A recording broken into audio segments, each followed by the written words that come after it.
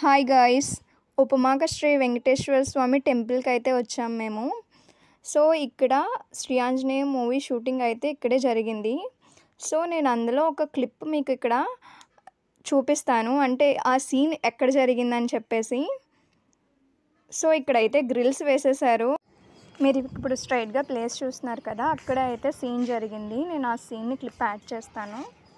So ఇప్పుడు మీకు చూపించాను కదా, సేమ్ అదే ప్లేస్లో ఈ సీన్ అయితే జరిగిందనమాట.